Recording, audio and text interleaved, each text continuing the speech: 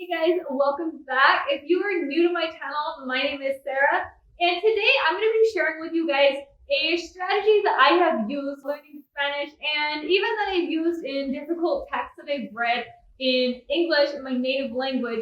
I found it so useful because it'll help you improve your reading abilities and learn new vocabulary, but it'll also help you with your overall fluency in the language. So we're going to look at an excerpt of a story in Spanish, and I'm going to share with you how I have used these skills to understand the content and to improve my fluency in Spanish. Before we get started, those of you who have been following my videos and my channel and my Facebook and Instagram, thank you guys so much.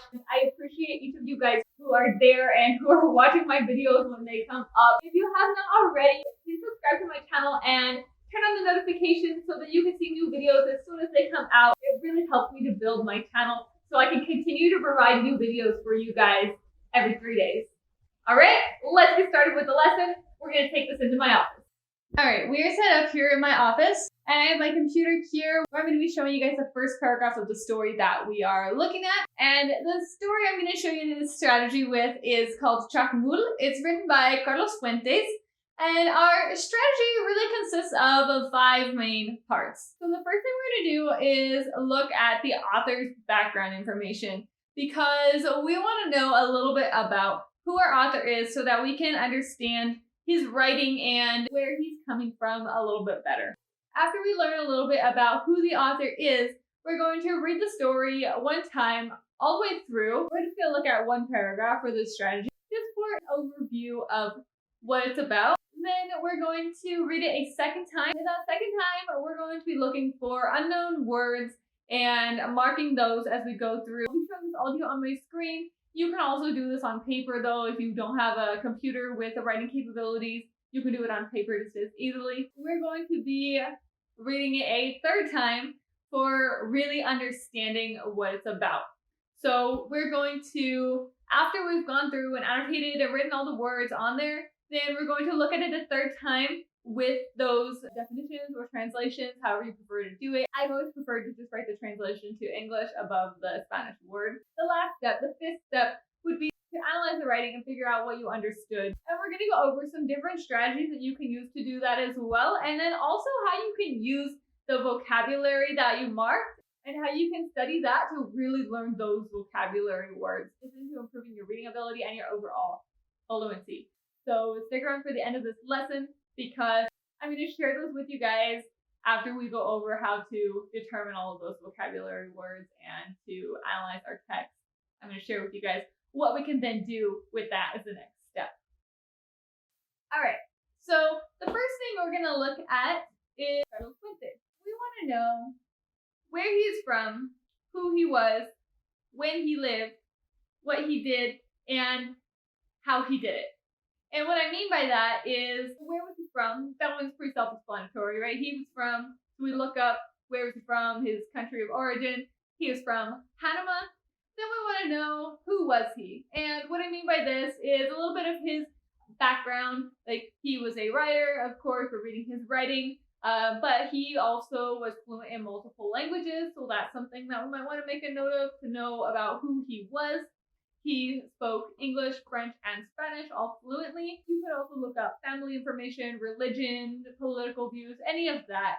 For who he was, you can just go to Wikipedia and read a bio of the person that you are researching. That's a great way to start. Carlos Fuentes lived from 1928 until 2012.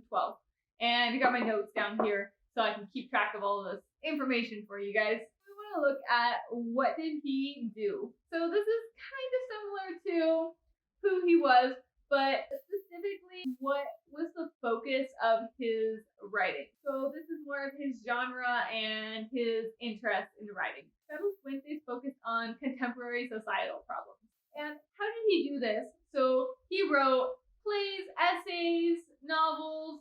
He did a little bit of everything, and that's what we want to look for in our how. What methods of communication did this author use so that we know where he is coming from? Now we're going to look at his story and the background information that we have so that we will be able to put his story in context. So if we were to read the whole thing, then we could think about, as in our analysis, we could think about, oh, well, knowing this about him, now I can understand better why he chose this topic. And we'll get into that part a little bit more at the end in our step 5 analysis. We are in my Drawboard PDF editor, and we're going to look at the first paragraph, mainly the first few sentences of Chacmul by Carlos Fuentes, to see how we would apply these strategies. So the first thing that we're going to do is just read for a general understanding. We're not going to worry about making notes. We're just going to read the first couple sentences. Hace poco tiempo, Filiberto murió ahogado en Acapulco. Sucedió en Semana Santa. We would read through the entire story this way, and if you can read it out loud, that's even better because it helps you to pronounce the words as well. So that's the first step. Read the story all the way through. Don't worry too much about understanding. Just practice your speaking.